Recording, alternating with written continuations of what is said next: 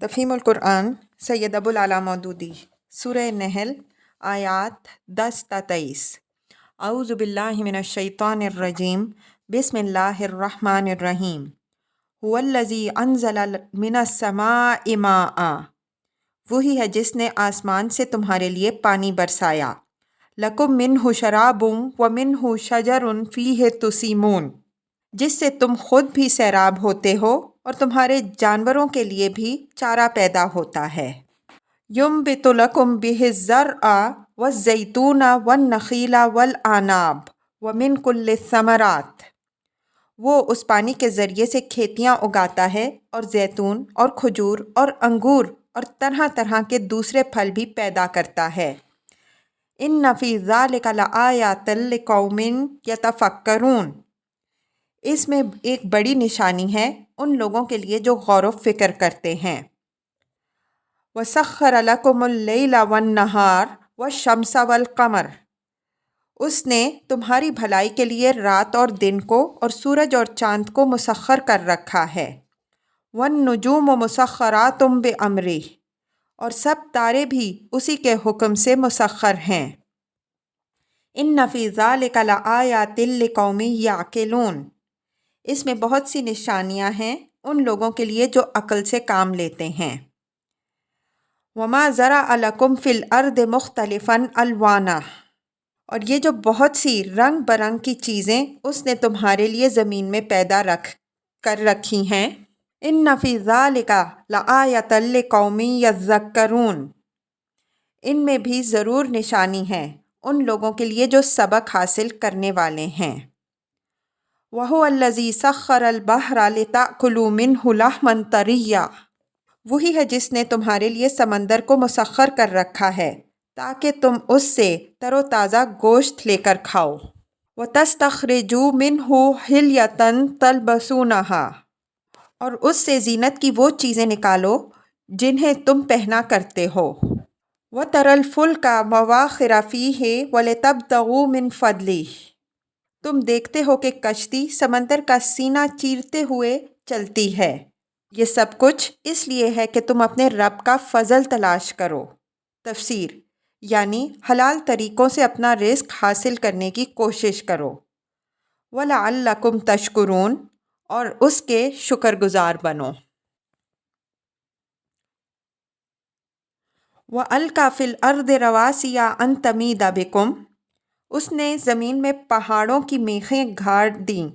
تاکہ زمین تم کو لے کر ڈھلک نہ جائے۔ تفسیر، اس سے معلوم ہوتا ہے کہ سطح زمین پر پہاڑوں کے ابھار کا اصل فائدہ یہ ہے کہ اس کی وجہ سے زمین کی گردش اور اس کی رفتار میں انضباط پیدا ہوتا ہے۔ قرآن مجید میں متعدد مقامات پر پہاڑوں کے اس فائدے کو نمایاں کر کے بتایا گیا ہے، جس سے ہم یہ سمجھتے ہیں کہ دوسرے تمام فائدے ضمنی ہیں اور اصل فائدہ یہی حرکت زمین کو اضطراب سے بچا کر منضبط ریگولیٹ کرنا ہے۔ وَأَنْہَارًا، اس نے دریات جاری کیے۔ وَسُبُلًا، اور قدرتی راستے بنائے۔ تفسیر، یعنی وہ راستے جو ندی نالوں اور دریاؤں کے ساتھ بنتے چلے جاتے ہیں۔ ان قدرتی راستوں کی اہمیت خصوصیت کے ساتھ پہاڑی علاقوں میں محسوس ہوتی ہے، اگرچہ میدانی علاقوں میں بھی وہ کچھ کم اہم نہیں ہیں۔ لَعَلَّكُمْ تَهْتَدُونَ، تاکہ تم ہدایت پاؤ۔ وَعَلَامَاتٍ، اس نے زمین میں راستہ بنانے والی علامتیں رکھ دیں۔ تفسیر، یعنی خدا نے ساری زمین بالکل یکساں بنا کر نہیں رکھتی، بلکہ ہر خطے کو مختلف امتیازی علامات لینڈ مارکس سے ممتاز کیا۔ اس کے بہت سے دوسرے فوائد کے ساتھ ایک فائدہ یہ بھی ہے کہ آدمی اپنے راستے اور اپنی منزل مقصود کو الگ پہچان لیتا ہے۔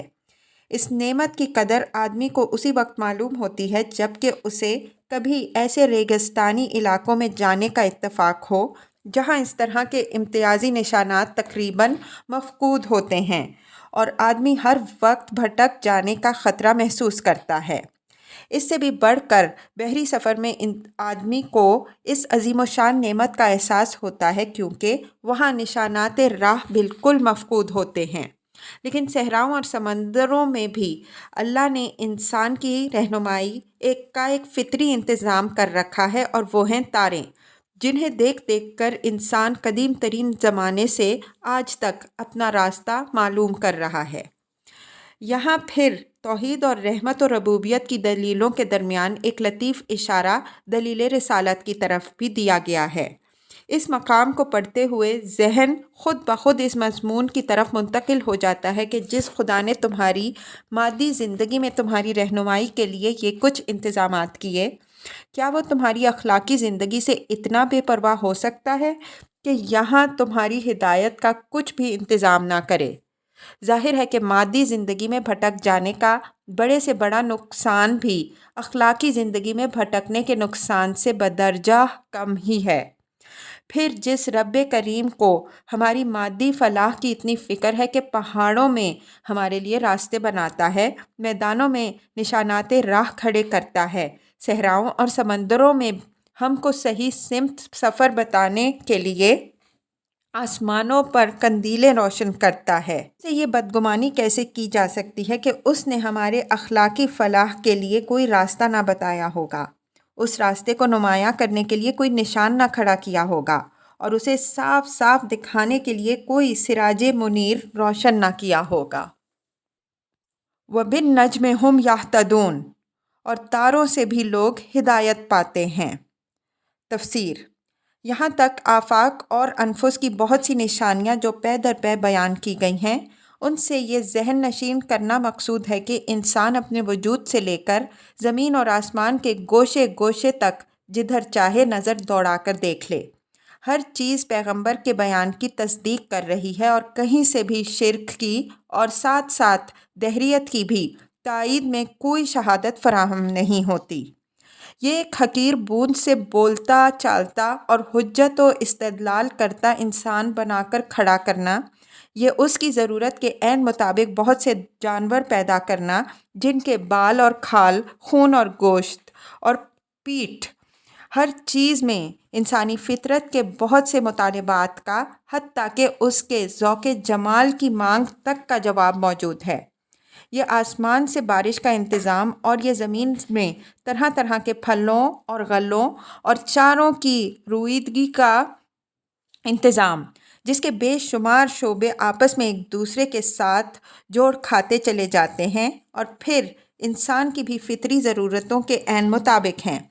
یہ رات اور دن کی باقاعدگی سے آمد و رفت، اور یہ چاند اور سورج اور تاروں کی انتہائی منظم حرکات، جن کا زمین کی پیداوار اور انسان کی مصلحتوں سے اتنا گہرا ربط ہے، یہ زمین میں سمندروں کا وجود، اور یہ ان کے اندر انسان کی بہت سی طبعی اور جمالی طلبوں کا جواب، یہ پانی کا چند مخصوص قوانین سے جکڑا ہوا ہونا، اور پھر اس کے یہ فائدے کہ انسان سمندر جیسی ہولناک چیز کا سینہ چیرتا ہوا اس میں اپنے جہاز چلاتا ہے اور ایک ملک سے دوسرے ملک تک سفر اور تجارت کرتا پھرتا ہے۔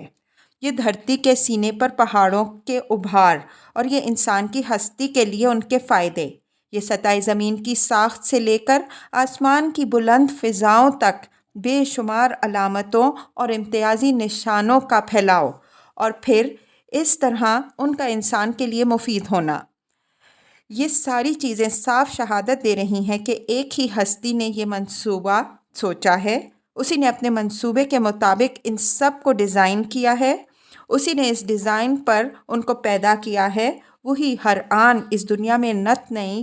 چیزیں بنا بنا کر اس طرح لا رہا ہے کہ مجموعی اسکیم میں اور اس کے نظم میں ذرا فرق نہیں آتا، اور وہی زمین سے لے کر آسمانوں تک اس عظیم الشان کارخانے کو چلا رہا ہے۔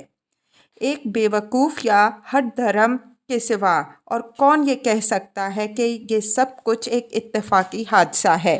یا یہ کہ اس کمال درجے منظم، مربوط اور متناسب کائنات کے مختلف کام یا مختلف اجزاء، مختلف خداؤں کے آفریدہ اور مختلف خداؤں کے زیر انتظام ہیں۔ افمن یخلق کمن لا یخلق،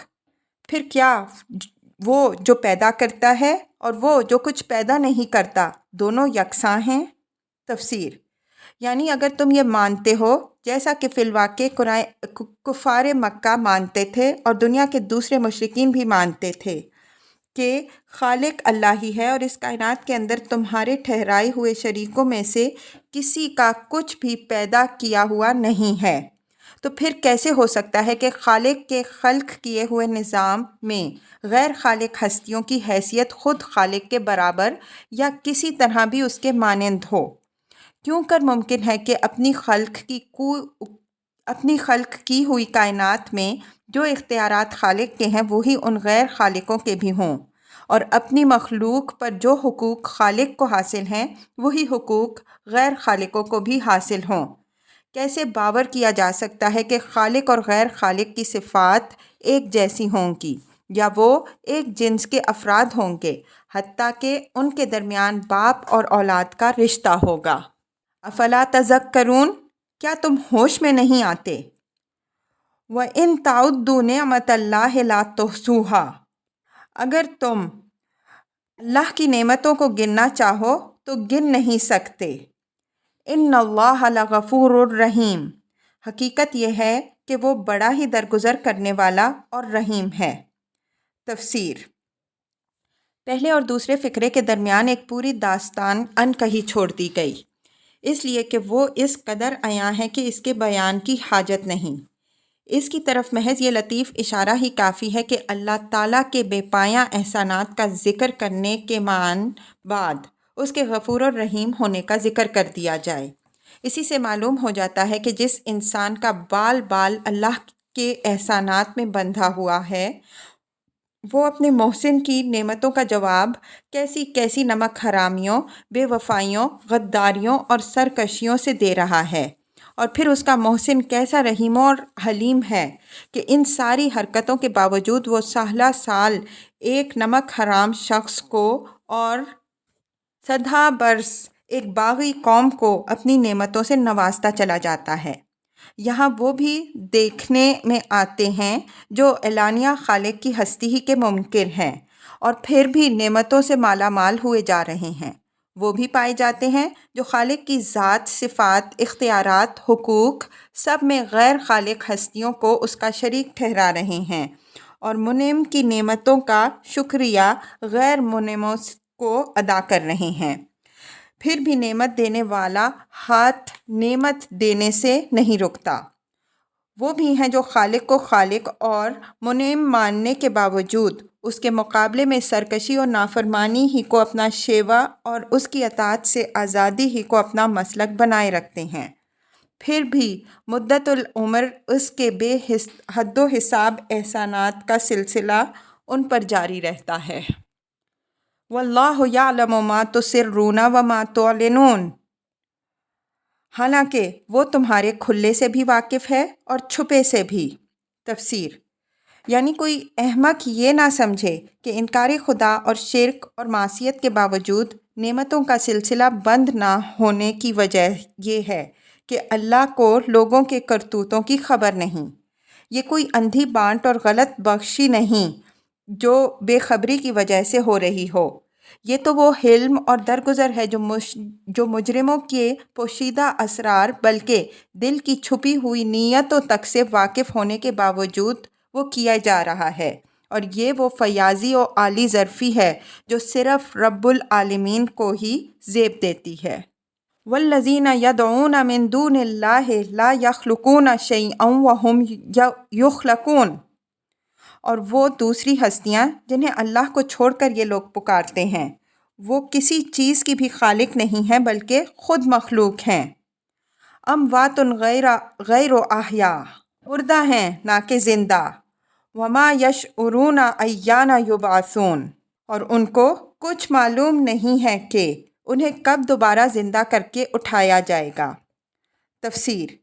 یہ الفاظ صاف بتا رہے ہیں کہ یہاں خاص طور پر جن بناوٹی معبودوں کی تردید کی جا رہی ہے وہ فرشتے یا جن یا شیاطین یا لکڑی پتھر کی مورتیاں نہیں بلکہ اصحاب قبور ہیں، اس لیے کہ فرشتے اور شیاطین تو زندہ ہیں، ان پر اموات غیر احیاء کے الفاظ کا اطلاق نہیں ہوتا، اور لکڑی پتھر کی مورتیوں کے معاملے میں بعث بعد الموت کا کوئی سوال نہیں ہے، اس لیے ما یشعرون ایانا یبعثون کے الفاظ انہیں بھی خارج از بحث کر دیتے ہیں۔ اب لا محالہ اس آیت میں الذین یدعون من دون اللہ سے مراد وہ انبیاء، اولیاء، شہداء، صالحین اور دوسرے غیر معمولی انسان ہی ہیں جن کو غالی معتقدین داتا، مشکل کشا، فریاد رس، غریب نواز، گنج بخش اور نامعلوم کیا کیا قرار دے کر اپنی حاجت روائی کے لیے پکارنا شروع کر دیتے ہیں۔ اس کے جواب میں اگر کوئی یہ کہے کہ عرب میں اس نوعیت کے معبود نہیں پائے جاتے تھے تو ہم عرض کریں گے کہ یہ جاہلیت عرب کی تاریخ سے ان کی ناواقفیت کا ثبوت ہے۔ کون پڑھا لکھا نہیں جانتا کہ عرب کے متعدد قبائل ربیعہ، کلب،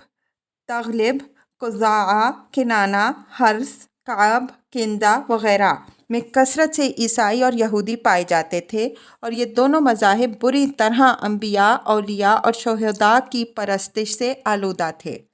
پھر مشرکین عرب کے اکثر نہیں تو بہت سے معبود وہ گزرے ہیں جو انسان ہی تھے جنہیں بعد کی نسلوں نے خدا بنا لیا۔ بخاری میں ابن عباس رضی اللہ عنہ کی روایت ہے کہ ود، سوا، یغوث، یعوق اور نصر یہ سب صالحین کے نام ہیں جنہیں بعد کے لوگوں نے بت بنا لیا۔ حضرت عائشہ رضی اللہ عنہا کی روایت ہے کہ اسحاف اور نائلہ دونوں انسان تھے۔ اسی طرح کی روایات لات اور منات اور عزا کے بارے میں بھی موجود ہیں، اور مشرکین کا یہ عقیدہ بھی روایات میں آیا ہے کہ لات اور عزا اللہ کے ایسے پیارے تھے کہ اللہ میاں جاڑا لات کے ہاں اور گرمی عزا کے ہاں بسر کرتے تھے۔ سبحانہ و تعالی عما یصفون۔ الہکم الہ واحد، تمہارا خدا بس ایک ہی خدا ہے۔ فالذین لا یؤمنون بالآخرۃ قلوبہم منکرۃ وہم مستکبرون، مگر جو لوگ آخرت کو نہیں مانتے ان کے دلوں میں انکار بس کر رہ گیا ہے اور وہ گھمنڈ میں پڑ گئے ہیں۔ تفسیر: یعنی آخرت کے انکار نے ان کو اس قدر غیر ذمہ دار، بے فکر اور دنیا کی زندگی میں مست بنا دیا ہے کہ اب انہیں کسی حقیقت کا انکار کر دینے میں باک نہیں رہا، کسی صداقت کی ان کے دل میں قدر باقی نہیں رہی، کسی اخلاقی بندش کو اپنے نفس پر برداشت کرنے کے لیے وہ تیار نہیں رہے، اور انہیں یہ تحقیق کرنے کی پرواہ ہی نہیں رہی ہے کہ جس طریقے پر وہ چل رہے ہیں وہ حق ہے بھی یا نہیں۔ لا جرم ان اللہ یعلم ما یسرون وما یعلنون، اللہ یقیناً ان کے سب کرتوت جانتا ہے، چھپے ہوئے بھی اور کھلے بھی۔ انہ لا یحب المستکبرین، وہ ان لوگوں کو ہرگز پسند نہیں کرتا جو غرور نفس میں مبتلا ہوں۔